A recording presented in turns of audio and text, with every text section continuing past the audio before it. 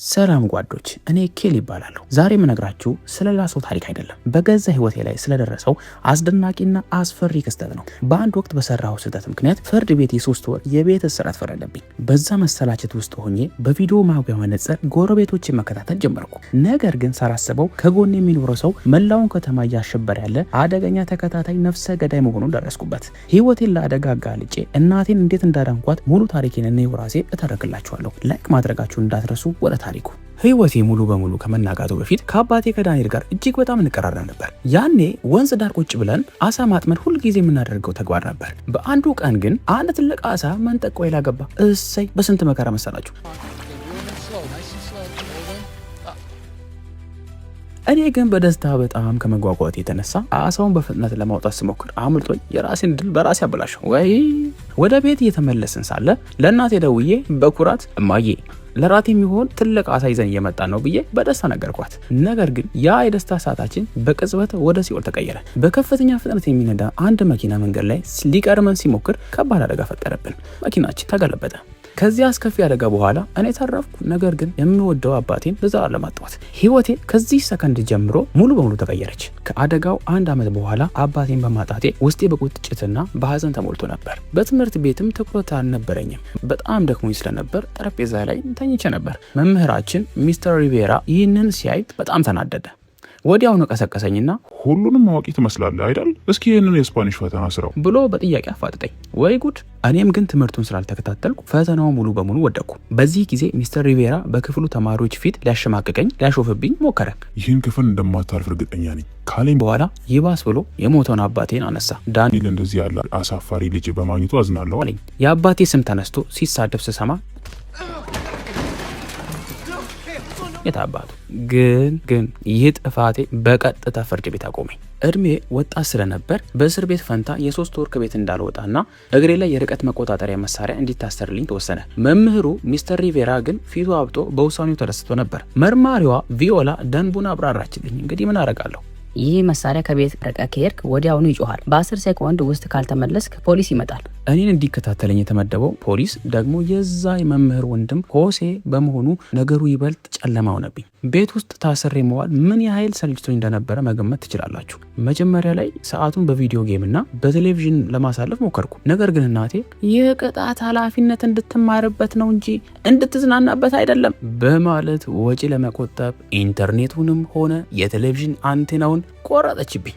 ከጥቂት ቀናት በኋላ ግን የምነቃቃበት ነገር ተፈጠረ። በመስኮት በኩል አዲስ ጎረቤቶች ወደ አቅራቢያችን ሲገቡ አየሁ። በተለይ ደግሞ አሽሊ የምትባሏ ቆንጆ ልጅ ትኩረቴን ሳበችው። ዋው! በዚህ መሀል የሰፈሬ ልጆች እኔን ለማናደድ ቆሻሻ አቃጥለው ጥለውብኝ ሮጡ። በጣም ተናድጄ ልጆቹን ለመቀጥቀጥ ወደ መንገዱ ሮጥኩ። ነገር ግን መንገድ ላይ ስደርስ እግሬ ላይ ያለው መሳሪያ መጮ ጀመረ። 10 ሰኮንድ ብቻ እንደቀረኝ ስረዳ በከፍተኛ ፍጥነት ወደ ግቤ ተመልሼ ፖሊስ ሳይመጣ ክልሌ ውስጥ ገባሁ። ሆኖም ፖሊሱ ሆሴ ሆን ብሎ ሊያስፈራራኝ መጣ። ምን አርግ እንደሚለኝ እኮ ነው ግራ የገባኝ። እኔም በጥንቃቄ ግቢውን ገደብ በሜትር እየለካው ምልክት አስቀመጥኩ። ምክንያቱም ያለኝ አማራጭ እሱ ነው በቃ። አሁን ስራዬ በቪዲዮ ማጉያ መነጽር ጎረቤቶችን መከታተል ሆነ። የሰፈሬን ሰዎች የዕለት ተዕለት ልምድ በደብተር መመዝገብ ጀመርኩ። የልብ ጓደኛ ሮኒ ሊጠይቀኝ ሲመጣ ይህንን አዲሱን ስራዬን አሳየሁት። ትልቁ መስህባችን ደግሞ አሽሊ በመዋኛ ገንዳ ውስጥ ስትዋኝ ማየት ነበር። የኔ ቆንጆ። በዚያኑ ምሽት በቴሌቪዥን ዜና ላይ አንድ አስፈሪ መረጃ ሰማሁ። በከተማችን ውስጥ አንዲት ሴት መታገቷንና ተጠርጣሪው የፊት መከላከያው የተሰበረ መኪና እንደሚነዳ ተነገረ። ወዲያውኑ ወደ ጎረቤቴ ወደ ሚስተር ተርነር ቤት መነጽሬን ሳዞር በትክክል ተመሳሳይ መኪና ግቢ ውስጥ አቆማየሁ። ይህ ነገር እንዴት ነው? ሮኒ የሬስቶራንት አስተናጋጅ የነበረች ሴት በሚስጥር መጥፋቷን ሲነግረኝ፣ እኔ ግን ያው ትኩረቴ አሽሊ ላይ ነበር። አሽሊ የኔ ቆንጆ። አሽሊ ከወላጆቿ ጋር ተጣልታ ጣራ ላይ ብቻዋን ቁጭ ብላ አየኋት። የኔ ምስኪን። ብዙም ሳይቆይ አሽሊ እኔና ሮኒ በመስኮት ሆነን እንደምንሰላት ጠረጠረች። የዋዛ አይደለችም። ድንገት የመኖሪያ ቤታችን በር ተንኳኳ። ስከፍተው ወይኔ አሽሊ ናት። ፊት ለፊት ቆማለች። ልትጣላኝ የመጣች መስሎኝ ደንግጬ ነበር።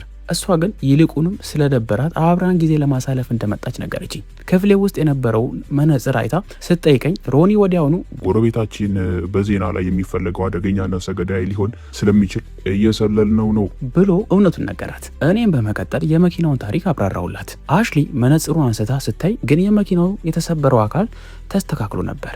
አሽሊ ነገሩ አስፈርቷት ከመሸሽ ይልቅ ይባስ ብላ በምርመራው ለመሳተፍ ተስማማች። ሶስታችን ሆነን የቪዲዮን ካሜራችንን ማዘጋጀት ጀመርን። በዚያኑ ምሽት ተርነር በአንድ ቢጫ ስፖርት መኪና አንዲት ወርቃማ ጸጉር ያላትን ሴት ይዞ ወደ ቤት ገባ። በጥንቃቄ ስንሰልለው ተርነር ድንገት ቢላዋ አንስቶ ወደ ሴትዮዋ ሲጠጋየን ሊገርላት የደረሰ መስሎን ደነገጥን። ነገር ግን ሰውየው የተዛባ የፍቅር ጨዋታ ክፍል ብቻ ነበር። አሽሊ እናቷ ስትደውልላት ወደ ቤት ተመለሰች። እኔ እስከ ግቢ ገደብ ድረስ ብቻ ሸኘዋት። በመካከላችን ያው የፍቅር ስሜት መፈጠር ጀመረ። በኋላ ላይ በዚያኑ ምሽት በመስኮት ስመለከት ያቺ ወርቃማ ጸጉር ያላት ሴት በድንጋጤ ከተርነር ቤት ለመሸሽ ስትሞክር አየዋት። ግራ ተጋባው ድጋሚ። እኔ በድንጋጤ ቪዲዮ ለመቅረጽ ስሞክር ሳላስበው የካሜራ ፍላሽ በርቱ ቦግ። በፍጥነት መስኮቱን ስመለከት ተርነር ራሱ በቀጥታ ወደ እኔ መስኮት በትኩረት እያየኝ መሆኑን አስተዋልኩ። በፍርሃት ክው ነው ያልኩት። ወዲያውኑ ለሮኒ ደውዬ ሆነው ነገርኩት። ነገር ግን ከጥቂት ደቂቃዎች በኋላ ያቺ ሴት ምንም ሳትሆን በተራ ሁኔታ መኪናዋ ይዛ ስትወጣ አየኋት። ይሄ ነገር ምንድን ነው? ተርነር እኔ እንደማየው ስላወቀ ሆን ብሎ እያደረገው ይሆን ብዬ ጠረጠርኩ። በማግስቱ ጠዋት ቁርስም ለመብላት ወደ ታች ስወርድ ያ አስፈሪ ጎረቤቴ ተርነር በገዛ ቤታችን ሳሎን ወንበር ላይ ተቀምጦ ከእናቴ ጋር ሲያወራ አገኘሁት። እሰይ እናቴም እንዲህ አለች፣ ሚስተር ተርነር ሱቁ ውስጥ የመኪናዬን ጎማ ስለቀየረልኝ ለምስጋና ጋብዤው ነው አለችኝ። ፍርሃት መላ አካሌን ወረረው። ተርነር እናቴን አደጋ ላይ ሊጥላት እንደሆነ አወቅኩ። አሽሊ መታ ተርነር ቀጣይ ኢላማው እናት ልትሆን ስለምትችል ተጠንቀቅ ስትል አስጠነቀቀችኝ። በዚያኑ ምሽት አሽሊ በቤቷ ትልቅ ጭፈራ አዘጋጀች። እኔ ቤት ውስጥ ታስሬ ሁሉም ሲደሰቱ ብሩቅ ሆኜ እመለከት ነበር። ነገር ግን ሌላ ወንድ ወደ አሽሊ ሲጠጋ ሳይ በቅናት ተቃጠልኩ፣ ነደድኩ፣ አረርኩ። በትልቅ ስፒከር ጣሪያ ላይ ኃይለኛ ሙዚቃ በመክፈት የአሽሊን ድግስ አበላሸውባት። የት አባቷ እንዴ እቃጠላለሁ እንዴ? አሽሊ በጣም ተናዳ በቀጥታ ወደ ክፍሌ በመስኮት ገባች።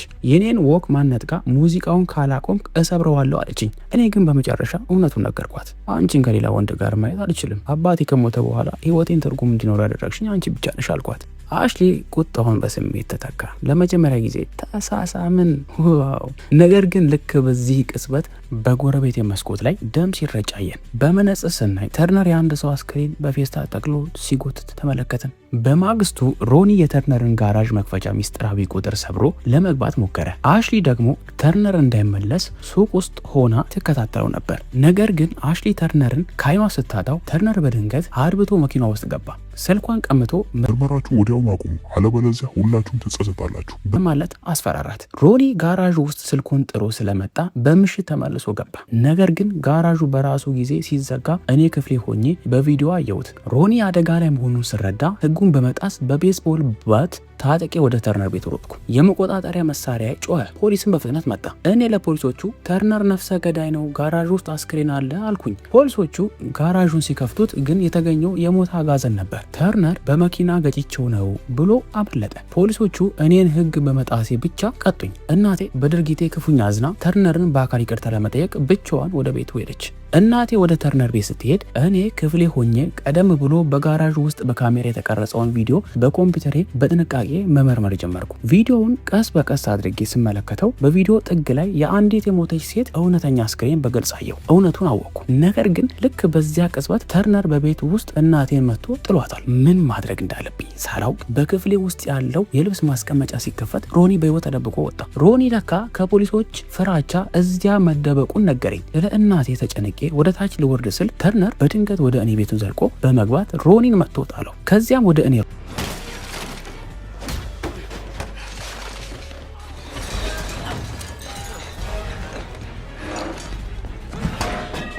ፖሊስ እንዲመጣልኝ ሆን ብዬ የርቀት ገደቤን ጥሼ ከአሽሊ ጋር በመስኮት ወደ መዋኛ ገንዳው ውስጥ ዘለልን። መሳሪያም ጮኸ።